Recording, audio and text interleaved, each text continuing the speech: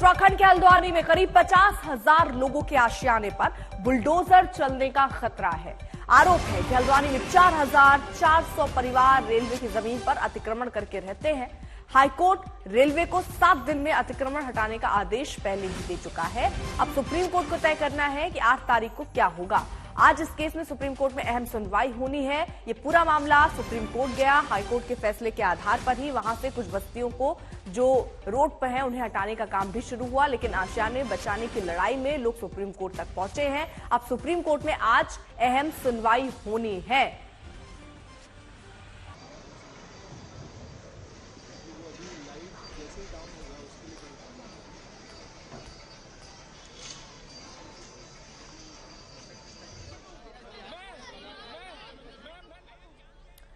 तो ये लड़ाई लंबी है जिसको लेकर लोग सड़कों पर है, विरोध दर्ज करा रहे हैं। एक्शन के दायरे में क्या क्या है?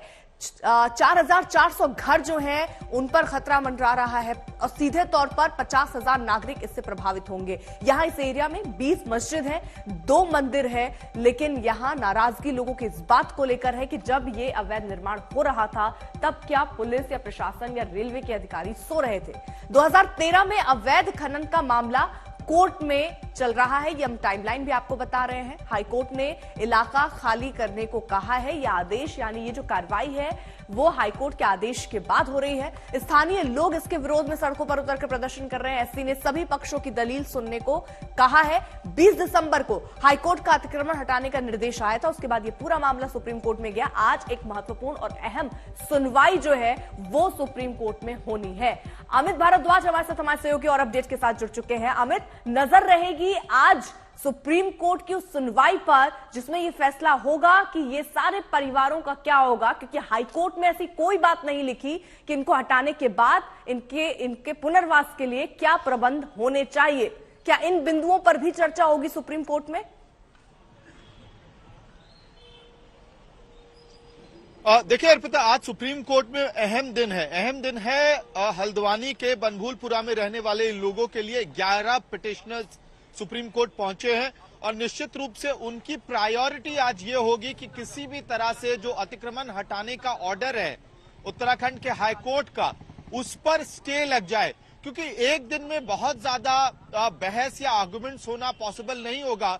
तो उनकी कोशिश यही होगी ये बताने की सुप्रीम कोर्ट को कि देखिए इस ऑर्डर की वजह से 40 से 50,000 लोगों पे असर पड़ने वाला है और ये सिर्फ झुग्गी बस्तियां नहीं है बल्कि यहाँ पक्के मकान हैं, सरकारी स्कूल है, क्लिनिक्स है, बैंक के ब्रांचेस हैं, कई सारे सरकारी इंस्टीट्यूशन एस्टैब्लिशमेंट्स हैं। तो कुल मिलाकर जो पिटिशनर्स हैं बनभूलपुरा के, उनका आर्गुमेंट, लाइन ऑफ आर्गुमेंट यही होने वाला है कि ये बहुत बड़ी आबादी पे असर होने वाला है।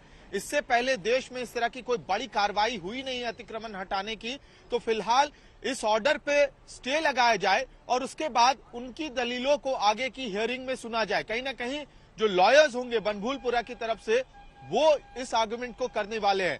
लेकिन अर्पिता, मैं आपको ग्राउंड जीरो से एक और बड़ी तस्वीर दिखा देता हूं कि एक तरफ सुप्रीम कोर्ट में तो सुनवाई होगी, लेकिन बनभूलपुरा में आज कम से कम 1 दर्जन जगहों अमित, अगर मुमकिन हो तो जरा तस्वीरें दिखाएं, क्योंकि कई सवाल यहाँ ये भी खड़े हो जाते हैं कि केवल अवैध घर नहीं, यहाँ पर स्कूल भी है, यहाँ पर स्वास्थ्य केंद्र भी बन जाता है और किसी को सुध भी नहीं है इसकी। जी अर्पिता, पहली तस्वीर ये है जहां पे अभिषेक आपको दिखा रहा है। ठीक पीछे जो भीड़ आपको दिख रही होगी वहां पे एक स्टेज सेट किया गया है और लगभग 1 दर्जन जगहों पे इसी तरह से मंच लगाया जा रहा है जहां पे मास लेवल पे, सामूहिक लेवल पे दुआएं पढ़ी जा रही है। ठीक पीछे देखिए इस वक्त दुआ पढ़ने की प्रक्रिया शुरू हो चुकी है और बनभूलपुरा में अलग अलग जगहों पे 1 दर्जन जगहों पे 5 मोहल्लों में इस तरह से सामूहिक तौर पर दुआएं पढ़ी जा रही हैं।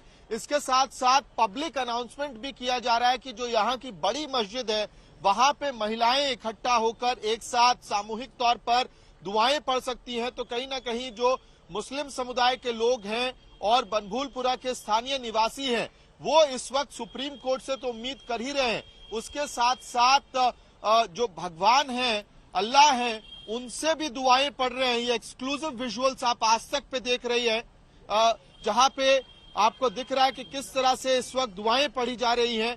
इस उम्मीद में कि जब सुप्रीम कोर्ट में ये पूरा मामला सुना जाएगा तो वहां पे कम से कम 40 से 50 हजार लोगों को राहत मिलेगी। मैं अभिषेक को कहूंगा कि इसके ठीक पीछे का आपको स्ट्रक्च दिखाएं। तो जो आप सवाल कर रही थी अर्पिता, निश्चित रूप से वो सवाल सही है। यहाँ इस स्ट्रेच में आगे आप जब जाते हैं तो दो बैंक के ब्रांचेस हैं, एक प्राइवेट बैंक है, एक सरकारी बैंक है जिसके ब्रांच है यहाँ पे, और उससे थोड़ा सा ही आगे बाएं हाथ को एक स्कूल है जहाँ पे यहाँ के स्थानीय लोग कहते हैं कि कई जनरेशन्स ने वहाँ पे अपनी पढ़ाई पूरी की है, और उसके साथ साथ एक इंटर कॉलेज भी है। देखिए, हमें सवाल तो प्रशासन पर भी पूछे जाने चाहिए कि अगर इतने सालों से यहाँ अवैध कब्जा है तो क्या अब तक वो सो रहे थे? लोगों के घर बन जाते हैं, स्वास्थ्य केंद्र बन जाते हैं, अस्पताल बन जाते हैं, और आपको सुध ही नहीं है। तो इसलिए भी सवाल उठता है क्योंकि धीरे धीरे वहां बस्ती बनती चली गई, लोगों का जमावड़ा होने लग गया, 50,000 से ज्यादा जिंदगियां अब है। अगर शुरू में अवैध कब्जे को आप हटाते तो आज शायद ये स्थिति नहीं होती।